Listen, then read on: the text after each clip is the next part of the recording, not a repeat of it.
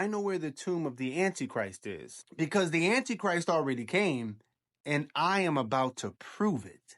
The people who do not scroll from this video, the people who finish this video, are a part of a small group of people, and without that group of people, we are going to be trapped in this endless cycle. That's why John's vision in Revelation isn't simply prophecy, it's recognizing a pattern. This spirit or system is built on conquest, war, famine, and death. And when you can see this pattern, when your eyes are open, then you will understand why the world is the way it is. Even the Bible will tell you that the Antichrist comes from Europe. Where do you think Rome is? Back in the past, the Roman Empire controlled almost everything. And there was this one emperor who told everybody to worship him as a god. If you did not worship him, then you will be exiled, or worse, executed. This sound familiar for those who understand what the Antichrist is? People talk about 666, they don't really know what they're talking about. 666 is code for a name that John couldn't use at the time because he didn't want to be executed. This was the name of a powerful emperor, and this emperor had the spirit of the Antichrist. So you gotta understand that things happen in the past and the future. Spirits are not contained by time. Some of y'all think Roman's influence has died, but it didn't. You see, the Roman influence just evolved. It just changed shape. It went from this outwardly conquering empire and they changed into a religious church. The Roman church, I'm talking about the elites of Rome, had the spirit of the Antichrist. The elites of the Roman Catholic Church had the spirit of the Antichrist. Let's go further. The white horseman. I saw a white horse. Its rider held a bow. He was given a crown and he rode out to conquer. Revelation 6:2. Now, most people assume that this is a good thing, that this white horseman is good because it's a white horseman. I like that. History tells us otherwise. This white horseman is not a savior. It is a deceiver. It comes disguised as purity, faithful, righteous. But everywhere it rides, destruction is in its wake. See, the white horseman is exactly what the Antichrist would be. A being that you see, that you think, a spirit that you believe is here to do good things, that comes in as the image of Christ, but instead is truly here to conquer you. What does that sound like? The whole world gets conquered by a spirit that comes in the image of Christ? Oh, colonialism.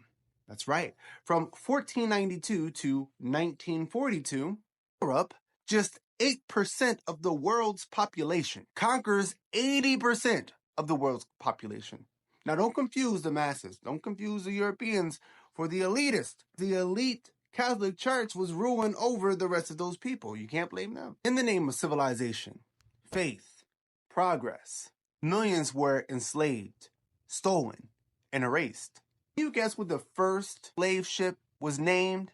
Comment below. I'm going to give you 3 seconds. 3, 2, 1. Jesus. Oh, yeah. You see, again, this spirit comes in the image of a savior, but only truly comes for conquest. I mean, think about that. Think about how deep that really is. So what is the white horseman? It's a false savior. It is a spirit of a false savior that comes promising salvation, but instead conquers the whole world. So you got to understand the papal decrees of 1452 and 1455. Pope Nicholas V issued the Romanus Pontifex, and also the Dum Divorce. I probably said that one wrong. He gave Spain and Portugal permission to kidnap, enslave, and exploit Africans. Why? This wasn't an accident. Remember that. Slavery wasn't an accident. It was a decree by one person from the decision of this one man. The world would never be the same. So what naturally comes after conquest? War, of course. The red horseman. It says here, a red horse was given the power to take peace from earth and make men slay each other. Now I'm going to ask y'all, for those skeptical, for those saying in the comments already, no, you're wrong, Revelation is coming, the red horse didn't come yet. I'm going to ask you, what peace is the red horseman taking from the world right now? Y'all are blind. The red horseman has been here. There has been nothing but world wars since colonialism. America alone saw 99 wars at this time of the indigenous people. 99 wars. Africa saw 121 wars. Then after all those wars, all bloodshed across Asia, Africa, across the Americas, came one of the worst. World War I and World War II. Now keep in mind, World War I is not the first world war. The first world war is the war against humanity, done by the Catholic Church. 80% of the world is the world. Most of the indigenous people was completely wiped off the face of the planet. The Black Horseman. There was a black horse, and its rider held a scale in his hand. Famine is what we're talking about here.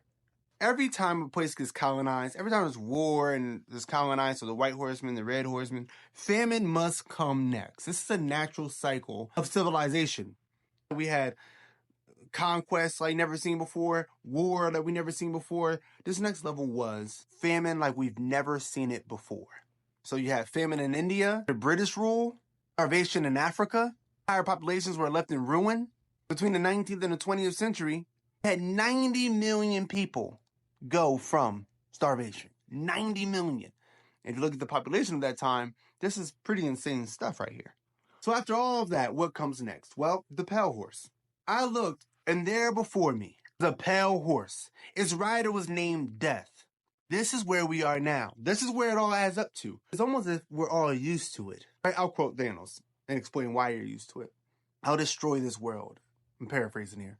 And I'll rebuild it. People who do not know of what they lost, only of what they gained. Everything you see today, the government, the banks, the conquest, the wars, it all goes back to these four horsemen and the white horsemen.